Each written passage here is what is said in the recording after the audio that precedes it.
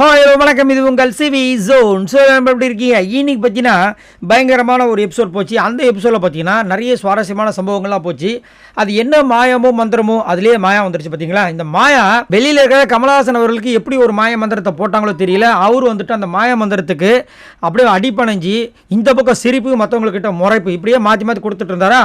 அதே மந்திரங்கள் இப்போ வந்து தினேஷ்க்கு போட்டாங்க போல இருக்கு. தினேஷும் அதே மாதிரி தான். நல்லா பாருங்கள், மாயா கிட்ட பேசும்போது சிரிக்கிறாரு, அதே அர்ச்சனா கிட்ட பேசும்போது முறைக்கிறாரு. என்ன ஆச்சு அப்படின்ற மாதிரி இருக்குது.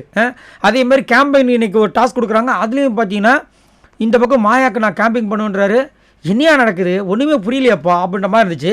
அதே மாதிரி பார்த்தீங்கன்னா அர்ச்சனா வந்துட்டு கேம்பிங் பண்ணுவார். ஏன்னா காலையில் ஒரு டாஸ்க் கொடுத்தாங்க. அதில் பார்த்தீங்கன்னா அர்ச்சனாக்கு தான் பண்ணுவார், ஏன்னா அண்ணன் தங்கச்சி அப்படின்ற மாதிரி ஒரு விஷயம் போயிட்டு இருக்குன்னு பார்த்தா அங்கேயும் வந்துட்டு விஷ்ணுவை சொல்கிறாரு. அதே மாதிரி அந்த 3 பேர்கிட்ட மட்டும் நட்பை வந்து வச்சுக்கிட்டு இந்த பக்கம் ஒரு காண்டா இருக்கிற மாதிரி இருக்குது. எனக்கு தெரிஞ்ச ஒரு வேளை அர்ச்சனா வந்துட்டு மாயா கிட்ட போனதுனால நம்மளுக்கு எப்படி கோபம் வருதோ அதே கோவங்களை அதிகப்படியாக அவங்களுக்கு இருக்கிற காரணத்தினால இந்த மாதிரி பண்ணியிருக்காங்கன்னு நினைக்கிறேன்.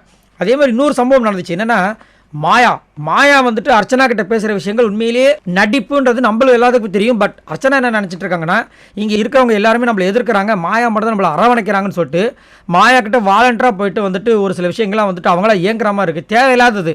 இன்னொரு 5 நாள் தான் இருக்குது. அவங்களோட கேமை இண்டிவிஜுவலாக கொடுத்து கெத்தாக வெளியே வந்தால் சூப்பராக மாதம் இருக்குன்றது என்னோட கருத்து. ஏன்னா இந்த மாதிரி போய் தேவையில்லாமல் போய் முட்டிக்க வேண்டாம், அங்கே போய் மாட்டிக்க வேண்டான்றது தான் என்னோட கருத்து. அது மட்டும் இல்லாமல் அந்த டாஸ்க் ஒன்று நடந்துச்சு. உங்களோட நான் பெட்டராக இல்லையான்ட்டு அந்த டாஸ்க் முடிஞ்சிட்டு வெளியே வராங்க. இது நீங்கள்லாம் யாரெல்லாம் நோட் பண்ணிங்கன்றதை மறக்காமல் சொல்லுங்கள்.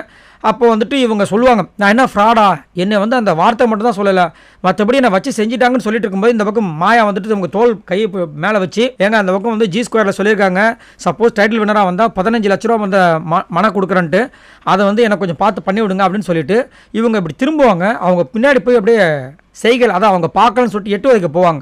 டப்புன்னு அவங்க திரும்பின உடனே அப்படியே ஃபுட்பால் விளாட்ற மாதிரி ஒரு விஷயம் பண்ணியிருப்பாங்க. செம்ம காண்டாச்சு. ஸோ அதுலேருந்து கிளியராக தெரியுது இவங்க எவ்வளோ வன்மம் பிடிச்சவங்க. இந்த அர்ச்சனா கிட்ட வேறு வழியே இல்லை, வேறு பேசுறதுக்கு ஆள் இல்லை. ஏன்னா தினேஷ் கிட்ட பேசினா மாட்டுவோம், நம்மளுக்கு தான் செக் வைப்பாங்க. விஜயவர்மா கிட்ட பேச முடியாது, அவர் எப்படியோ வந்து செக் வைப்பார். அதே மாதிரி விஷ்ணு, மணி எல்லாருமே. ஸோ அர்ச்சனா தான் வீக் டார்கெட்டுன்னு சொல்லிட்டு அவங்க வேணும்ட்டு பண்ணுறது கிளியர்டாக தெரியுது. நீங்கள் நோட் பண்ணிங்களான்றதை சொல்லுங்கள்.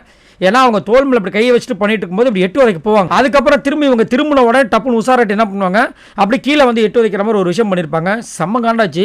ஸோ நீங்கள் யாரெல்லாம் நோட் பண்ணீங்க அப்படின்றத மறக்காமல் கமெண்ட்ஸ் பண்ணுங்கள். பாய் நண்பர்களே.